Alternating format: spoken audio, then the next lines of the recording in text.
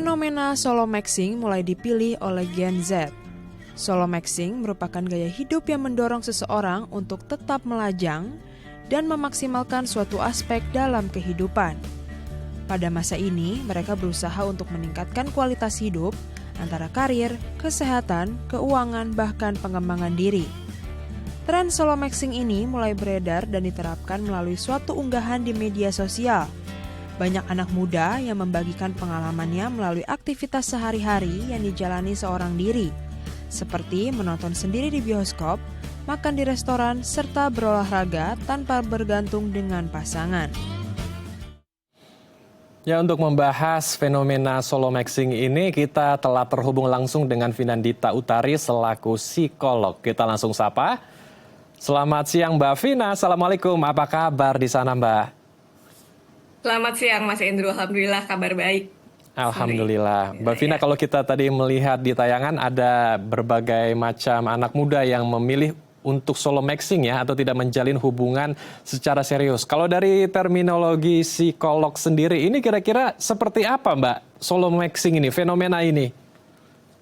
Ya, jadi ini kan sebetulnya sebuah fenomena yang di dalam kamus psikologi sendiri itu tidak ada istilah solo maxing. Nah, awal mula populernya itu adalah di medsos ya, di dunia digital, di mana awal mulanya dari istilah-istilah games atau permainan. Dia ada istilah max. Nah, kita coba bedah dari kalimatnya. Kalau solo itu sebetulnya adalah artinya sendiri gitu ya, sendiri atau mandiri atau kesendirian itu solo. Kemudian max-nya itu adalah maksimum, memaksimalkan. Jadi solo maxing adalah memaksimalkan kesendirian. Kurang lebih bahasanya seperti itu artinya. Nah, di mana kalau di dalam psikologi itu tidak ada istilah solo maxing. Nah, ini populer di dunia media sosial, kemudian berkembang. Nah, artinya ini adalah ke arah yang sesuai definisi tadi, di mana individu merasa bahwa ketika saya hidup sendiri, saya bisa memaksimalkan hidup saya gitu. Nah, di dalam solo maxing ini sendiri sebetulnya kita ikut ya, mengikuti tren aja gitu kan. Sebetulnya mengikuti tren dari yang ada, padahal dari dulu sebenarnya sudah ada apa? Sudah ada tipikal atau individu yang memang hidup sendiri dan bahagia. Hanya ketika berkembangnya waktu saat ini, berkembangnya media sosial, maka muncullah istilah solo maxing tersebut yang mengartikan bahwa hidup sendiri, memaksimalkan hidup yang sendiri gitu. Jadi memaksimalkan bisa yang ke arah yang positif. Artinya apakah dimaksimalkan secara karirnya, secara positif, memaksimalkan diri secara pendidikan, memaksimalkan diri secara penghasilan, di mana arahnya sebetulnya merujuk pada kata kemandirian yang maksimal gitu, kemandirian yang seutuhnya, seperti itu Mas Andrew. Baik, jadi ini adalah hal yang positif ya, karena dengan sendiri atau being single bisa memaksimalkan segala macam potensi, entah itu karir ataupun finansial. Tetapi ini sebetulnya apakah hal yang wajar-wajar saja, hal yang sah-sah saja Mbak Vina? Apakah justru ini hal yang harus kita waspadai karena akan menekan angka pernikahan untuk generasi muda kita, karena mereka sudah begitu bahagia dengan sendiri, being single?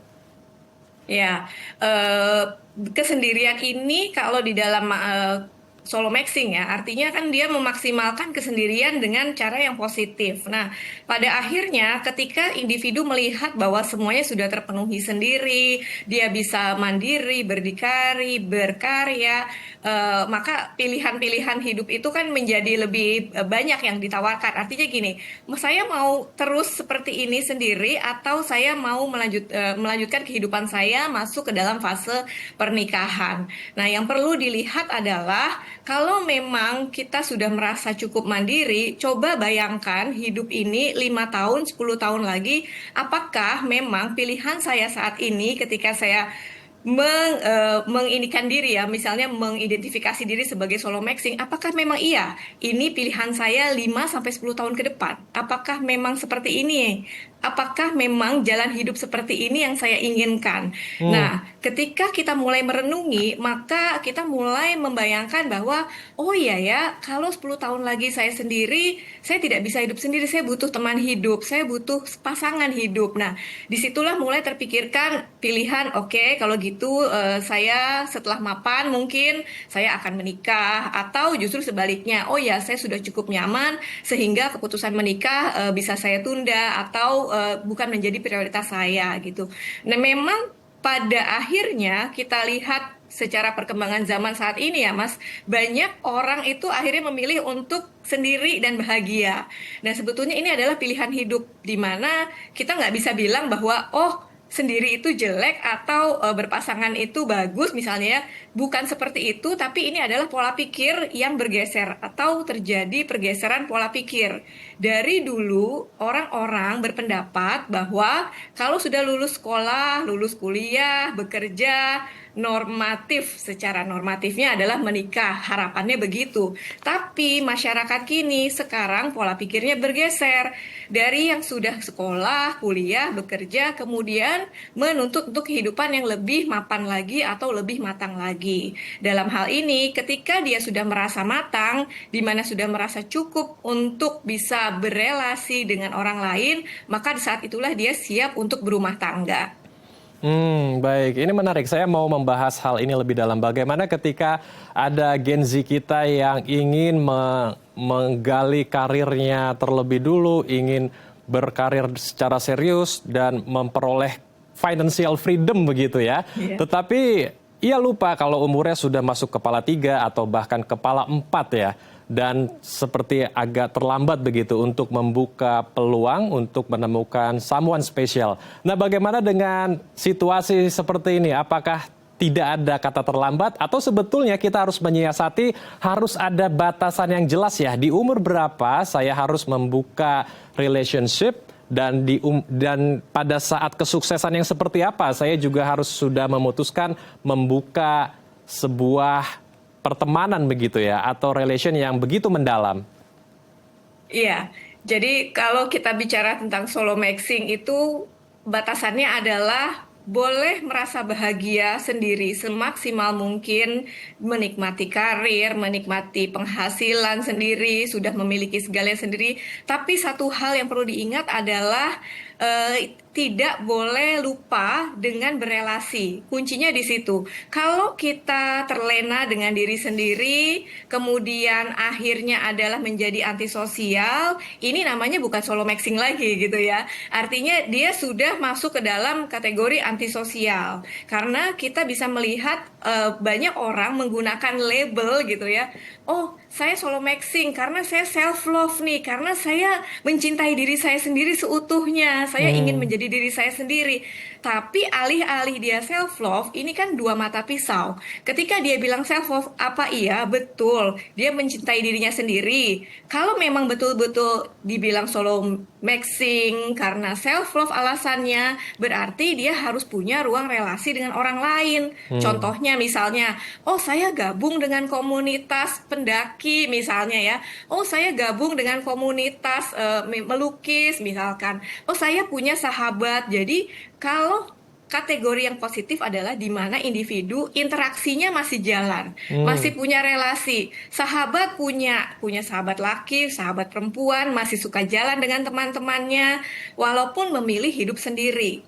Nah, ketika menjadi negatif adalah ketika dia menutup diri dari lingkungan sosial. Alih-alih bilang bahwa oh saya self love, tapi justru itu adalah bentuk dia trauma pada kejadian di masa lalu. Nah, ini yang dikhawatirkan. Artinya di sini kita harus bisa melihat kalau pakai patokan umur, tentunya relatif. Setiap orang punya batas kesiapan yang berbeda-beda. Ada yang bersiap menikah umur 23, ada yang baru siap nikah umur 28, 30, atau 35. Karena setiap orang punya kesiapannya masing-masing kalau kita bicara dari segi umur.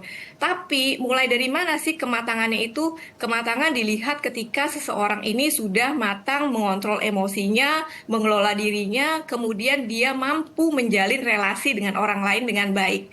Karena ketika berumah tangga, kita bukan cuma bicara sendiri, saya sendiri, tapi kita bicara teamwork di mana kita harus berelasi antara suami istri dan juga keluarga besar. Baik, menarik sekali. Saya ingin menanyakan hal yang lebih dalam lagi, masalah bagaimana menangani trauma yang terjadi di masa lalu, mungkin bersama dengan mantan kekasihnya, sehingga tidak ingin membuka pintu untuk menjalin hubungan baru. Tapi kita akan bahas usai jeda ya Mbak Vina. Ya. Pemirsa, kami akan kembali usai jeda, tetap di Halo Indonesia.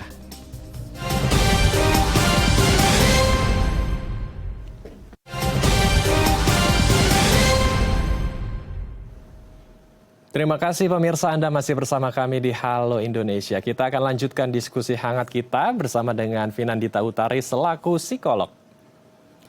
Mbak Vina, sebelum ke pertanyaan saya di segmen sebelumnya, kami juga ingin mengetahui lebih dalam mengenai alasan mengapa Gen Z lebih memilih untuk solo maxing. Karena kita tahu indeks ekonomi di tengah tekanan ekonomi, kemudian kebutuhan hidup meningkat, anak-anak juga biaya sekolahnya meningkat. Inikah juga yang membuat Gen Z untuk menunda dulu untuk menjalin hubungan yang begitu dalam, memiliki someone spesial sampai ke jenjang pernikahan?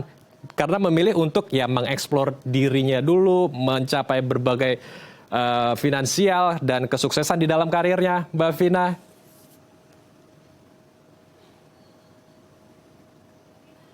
Mbak Vina bisa mendengar suara kami? Ya, memang banyak sekali yang diserap. Silakan, Ya, Mbak. bisa mendengar. Bisa mendengar. Ya, banyak sekali yang terpapar oleh para Gen Z ini di era sekarang ini ya, di mana memang sosmed sudah begitu maju. Kemudian mungkin dia juga tidak hanya melihat dari apa yang terjadi di lingkungannya, tapi juga melihat dari apa yang dia hadapi sehari-hari di media sosial. Nah, ini juga bisa menjadi tolak ukur bagi Gen Z itu sendiri untuk melihat ideal self-nya dia gitu. Pada akhirnya individu ini akan mengukur dirinya, oh iya ya, gitu kan. Oh, kalau dalam keadaan kondisi seperti ini apa-apa serba mahal, kemudian juga mencari pekerjaan tidak mudah. Jadi mereka berupaya untuk memenuhi kebutuhan pribadinya dulu. Sehingga mereka berupaya untuk ketika sudah terpenuhi, baru mulai mempersiapkan mentalnya, mempersiapkan dirinya untuk masuk ke jenjang pernikahan atau untuk masuk ke hubungan yang lebih romantis atau romantic relationship itu tadi.